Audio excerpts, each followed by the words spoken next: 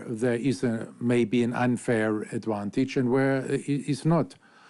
And these guidelines, they say very clearly that all these decisions have to be based on scientific evidence, that in order to come to this decision, you need an inclusive dialogue of all concerned, and then you can make a well-founded decision according to your sport and according even to your different disciplines. That's the approach, and now we are in contact with different international federations to give them necessary interpretations whenever they need it, to provide them also with names or advices on experts so they can consult, and on this inclusive procedure which we had with athletes, with scientists, with the people from the philosophy side, with everybody. It's a very complex issue. But again, there is no one-size-fits-all solution, and I can only advise everybody discussing it to get down to the facts and to get down to science-based decisions. Thank you very much, Tracy. Okay, let's go now to Paris. Marc Van Touillac, pour votre question en français. Naturellement. Bonjour Marc, bonjour Président, bonjour messieurs, dames. Deux petites questions. La première, est-ce que vous êtes inquiet, Président Barre, par les problèmes qui sont autour du basketball à Paris, où manifestement on tarde à trouver une salle pour la première semaine du basketball. Et la deuxième, on a depuis environ une heure, même pas, en France, un nouveau ministre des Sports qui est ministre des Sports et des Jeux Olympiques. Qu'est-ce que cela vous inspire, le fait, pour la première fois, bon, ceci dit, on n'a pas eu de jeux d'été depuis 1924, qu'est-ce que ça vous inspire que dans l'intitulé du ministère, Madame Oudéa Castéra, ce soit ministère des Sports et des Jeux Olympiques? Je réponds en français ou en anglais? Comme ça vous arrange, Monsieur le Président. In the interest of all your colleagues, it may be better if I answer in English. Je suis pas inquiet. I'm not nervous there about the situation of basketball. In France, there are enough stadia which can host the basketball. And I'm sure there will be very soon an appropriate solution. With regard to the second question, we of course welcome this portfolio as a Minister for the Sport and the Olympic Games. It shows how important President Macron and the French government are taking their responsibility for these Olympic Games. And therefore, I think we can look forward to an even intensified in an already very good and very close collaboration with the French government. Merci, Marc. Merci. Thank you. Let's go to Graham Dunbar from Associated Press. Graham, your question to the President, please.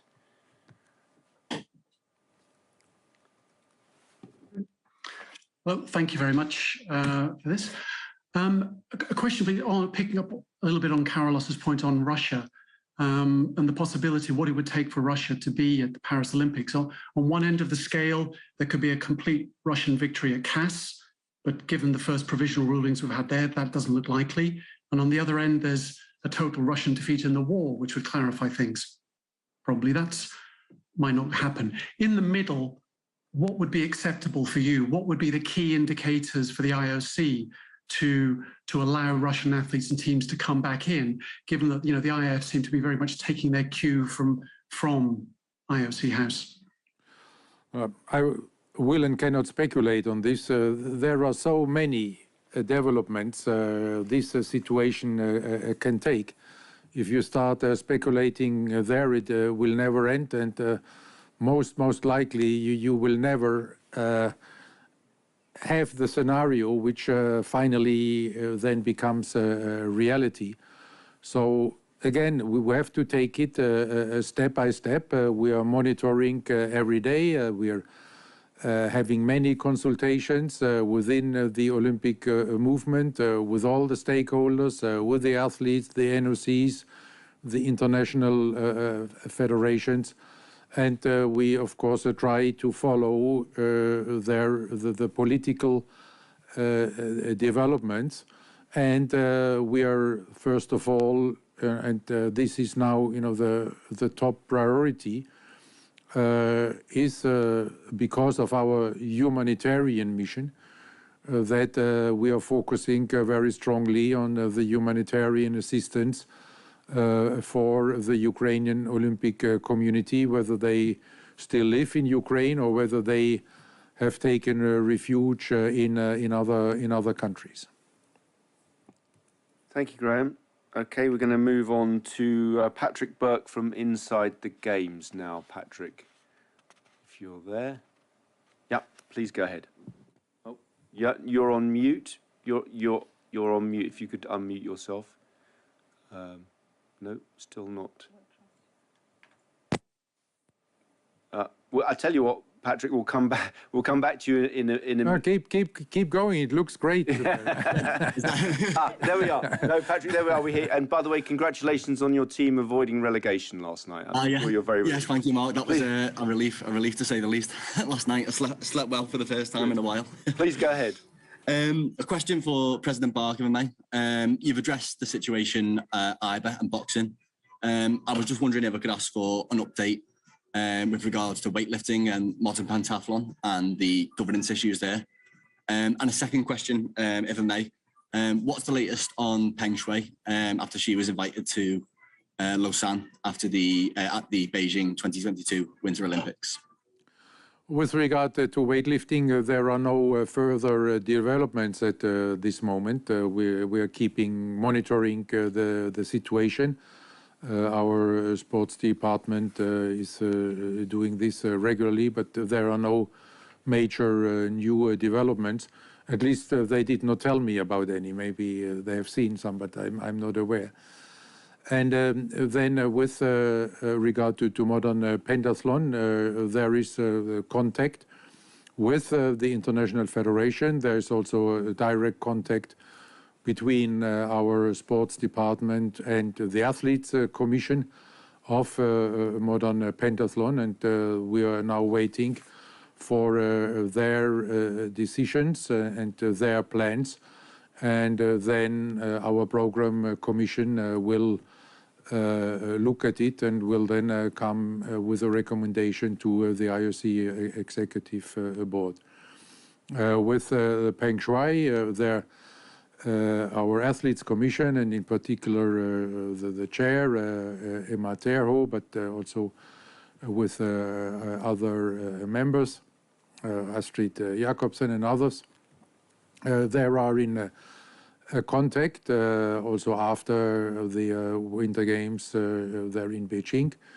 If I'm well informed, then the last contact was about 2 weeks ago. It was the second or third after Beijing. And she is looking forward to be able to come to Europe and to visit Lausanne. Apparently, in particular, the Olympic Museum. This is what I have been told from the calls. But then also maybe to watch one or the other tennis tournament. But for at this moment in time, you know about the very strict anti-COVID measures in China, and about also the quarantine requirements if ever you can leave at all. So we have to see how this develops. But the contact, as we always said, is ongoing. Thank you, President. Thank you, Patrick. Let's move to Nancy Armour from USA Today now. Nancy, line is yours for a question to the President.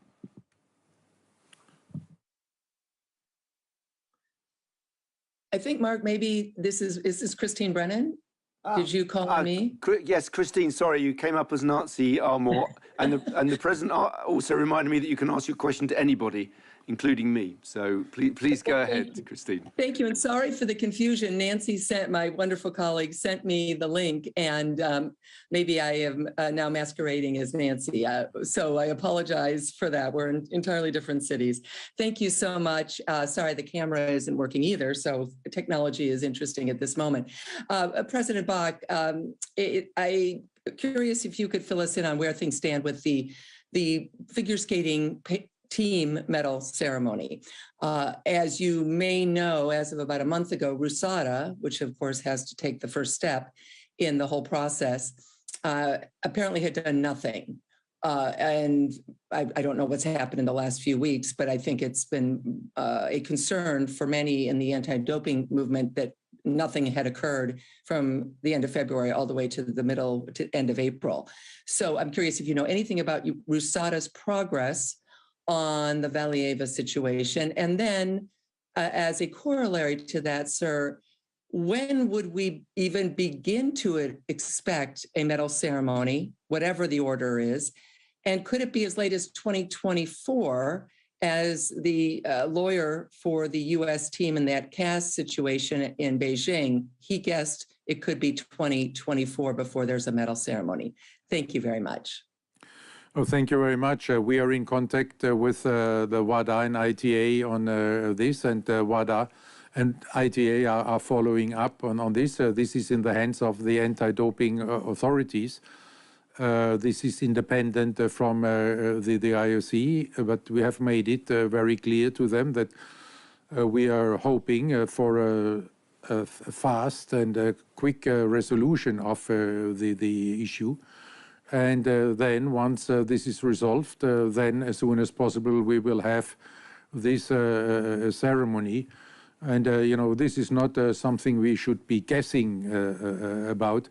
We should all work in a way that it's happening as soon as possible. Thank you. Thank you, Christine. Thank you very much. Let's go to London now, I'm guessing. Alex Capstick from the BBC. Alex, your question, please, to anyone on the panel. Thank you. Yeah, good afternoon, everyone. Thanks for taking the question, Mark. President, just to pick up on the transgender issues, the IOC has been criticised for a lack of guidance on this or dropping the previous guidance since 2015. Is it fair to ask individual federations, some of whom or many of whom, all of whom don't have the same resources as the IOC to do their own research on this and come up with their own rules and regulations? Shouldn't there be more guidance from the IOC? There is guidance from the IOC. We are in contact with different international federations, and we have offered to all of them advice, access to experts, whatever is needed to come up with a fair solution which fits their sport and which avoids in their sport an unfair situation. So it's open to everybody. Thank you very much, Alex. Let's go to Kyoto. Yoshida Takafumi. Yoshida, your question, please, to the panel. Thank you. This is Takafumi Yoshida from Kyoto News. I'm covering the IOC from this April. I have a question to the President. In today's session, Mr. De Keper says 2030 Winter Olympics could be elected officially at next year's session. I have a question about timeline. Will it be high possibility for integrate to the one city until this end of this year? Just missed the end of that. So the line is very bad, or your colleagues are talking in the background very loudly. Yeah, so we heard that it was 2030 selection, possibly next year, and something about the timeline. Okay. Yes, timeline. Will it be high possibility for integrate to the one city until end of this year? Now, there, you know, where we are looking to a decision next year. In the best of the worlds, it would happen then during the IOC session in Mumbai in May next year. that would mean that I guess I speak here under the control of Christophe Duby, but I guess in order to get there, then the executive board would have to take the decision about a targeted dialogue in December during its meeting. Christophe, can you? President, this is exactly the timeline we are working on.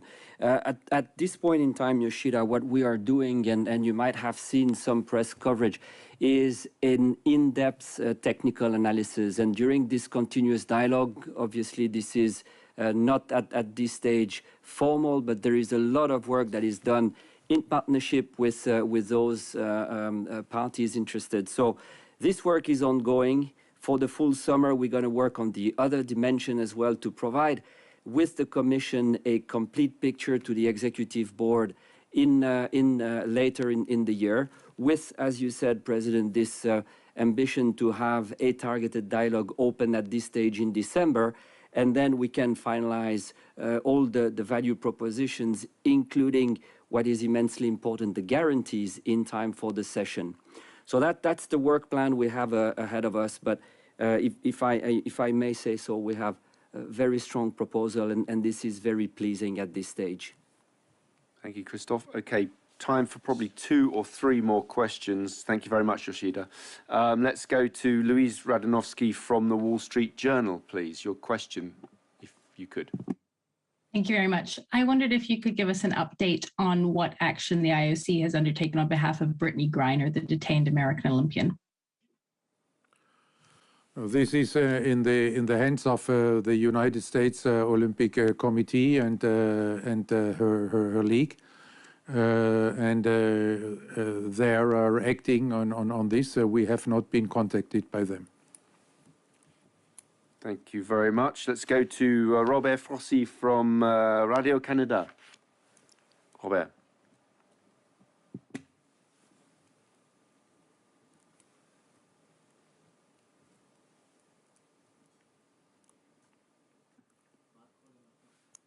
Oui, bonjour, Monsieur le Président.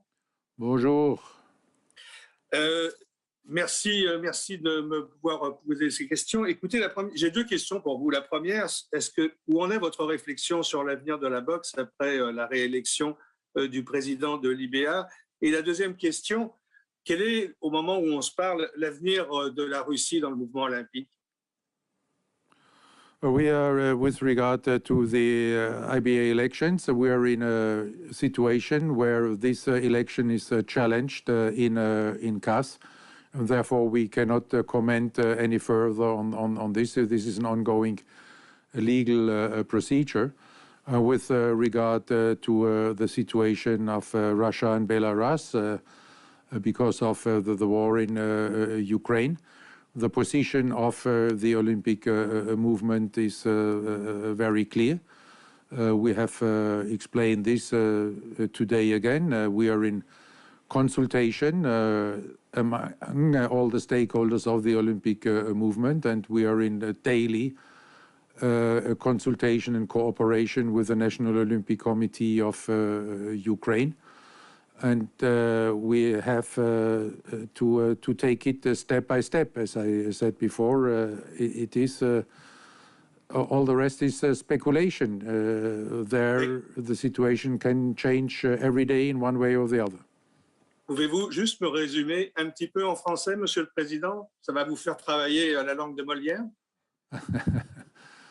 On ne peut pas commenter sur les élections de l'IBA à ce moment-là parce que c'est une procédure légale devant l'État. Et là, le CIO ne va pas intervenir dans une manière ou l'autre. Et aussi, ce qui concerne la Russie, vous connaissez très bien la position ferme et claire du mouvement olympique. Là, on est en consultation interne avec tous les parties prenantes du mouvement olympique, les athlètes, les fédérations internationales, les comités nationaux olympiques, mais aussi, surtout, en ce qui concerne nos efforts humanitaires avec le CNO de l'Ukraine et en particulier avec son président Sergei Boubka. Merci infiniment et votre français est excellent, Pascal. C'est très poli de le dire, mais ce n'est pas la vérité.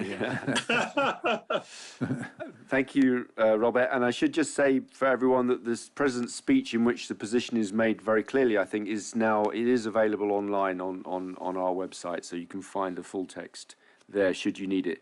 Okay, let's go to our final question from Wakako Yuki from Yomiuri Shimbun. Wakako, good to hear you again and see you. Nice to see you. Thank you so much for the opportunity. One question, no, two questions to President.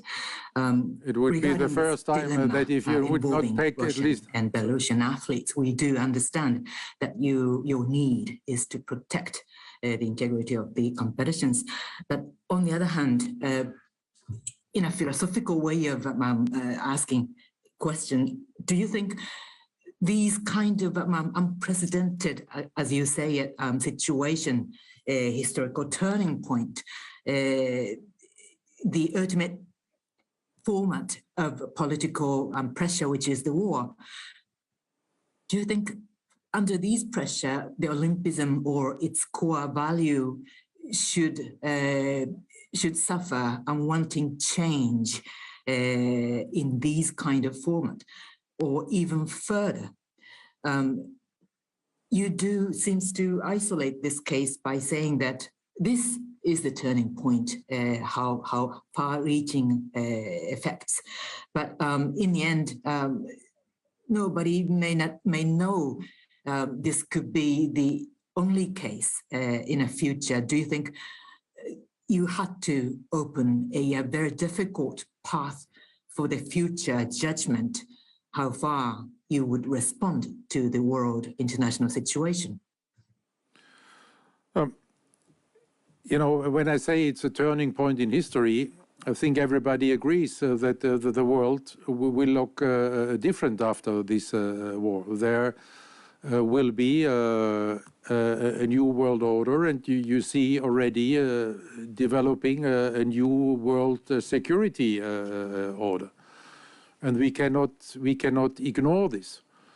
Our task is, whenever it comes to political circumstances, interfering in our mission and in our work, is to do everything we can to keep the Olympic Games and to keep sport beyond politics as much as possible.